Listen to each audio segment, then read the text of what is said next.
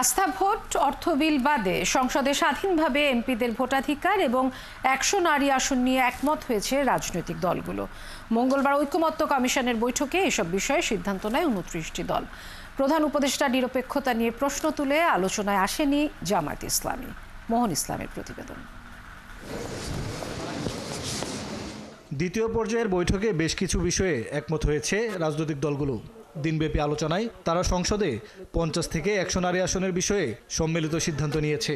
একই সাথে প্রধানমন্ত্রীর প্রতি অনাস্থা ভোট ও অর্থ বিল ছাড়া এমপিরা যাতে স্বাধীনভাবে ভোট দিতে পারে এ নিয়ে ৭০ অনুচ্ছেদের সংশোধনীতে একমত তারা। আর উচ্চকক্ষের আসন সংখ্যাও ১০০ হবে বলে সিদ্ধান্ত নিয়েছে দলগুলো। বৈঠক শেষে বিকেলে এসব তথ্য জানান কমিশনের সহসভাপতি। ৭০ অনুচ্ছেদের বিদ্যমান বিধান পরিবর্তন করে অর্থ বিল এবং আস্থা ভোটের ক্ষেত্রে রাজনৈতিক দলগুলোর মনোনীত সংসদ সদস্যদের দলের পক্ষে ভোট দেওয়ার বাধ্যবাধকতা থাকবে, এর বাইরে আর কোনো বিষয়ে থাকবে না।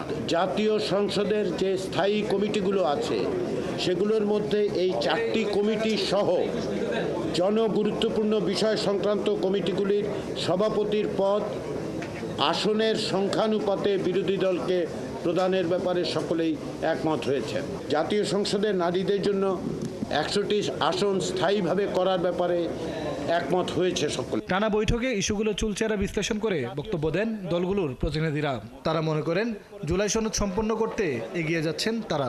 এখন যে বিদ্যমান সুযোগ বা অবস্থা সংবিধানের, তাতে করে বাংলাদেশের যে কোনো নাগরিককে যদি চিফ জাস্টিস বানিয়ে দেওয়া হয় সেটাও একটা অপশন আছে। তা আমরা মনে করি সেটা থাকা ঠিক হবে না। এই সব প্রশ্নগুলো নিয়ে যেভাবে আলোচনা এগোচ্ছে, একদিকে যেমন পরিবেশ সৌহার্দ্যপূর্ণ, অন্যদিকে একে অপরের আলাপ আলোচনা থেকে সমৃদ্ধ হওয়া, এঙ্গেজ করা এবং তার মধ্যে থেকে যে গণতান্ত্রিক সহনশীলতা এবং গ্রহণ বর্জনের যে একটা রীতি এখানে তৈরি হচ্ছে। এদিন বৈঠকে যোগ দেয়নি জামায়াতে ইসলামী। লন্ডন বৈঠক ও নির্বাচন নিয়ে বিবৃতির কারণে প্রধান উপদেষ্টা নিরপেক্ষতা হারিয়েছেন বলে কমিশনকে জানিয়েছে তারা। আর অভ্যুত্থানকারী শিক্ষার্থীদের দল আলোচনায় বিশেষ দলকে প্রাধান্য দেওয়া হয় বলে অভিযোগ করে। জাতীয় ঐকমত্য কমিশন এখন যেই পদ্ধতিতে আগাচ্ছে, তারা নির্বাচনে এবং এই ঐকমত্য কমিশনে কোন কোন বিষয়গুলো থাকবে সেই বিষয়ে তাদের কিছুটা প্রশ্ন, তাদের অবস্থান প্রশ্নবিদ্ধ হয় এবং বিএনপির যে প্রস্তাব করছে যে পরের সংসদে গিয়ে রেটিফাই হবে এই প্রস্তাবনাগুলা, সেই দিকেই প্রধান উপদেষ্টার বক্তব্য কিছুটা একদিকে হেলে যায়। পরে প্রধান উপদেষ্টা প্রেস সচিব সরকার নিরপেক্ষতা হারিয়েছে যে কথা উঠে এসেছে তা ঠিক নয় বলে জানান।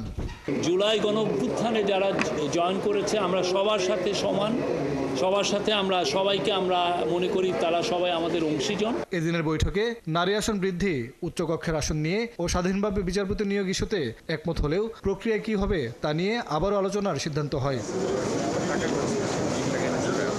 মোহন ইসলাম, ৭১, ঢাকা।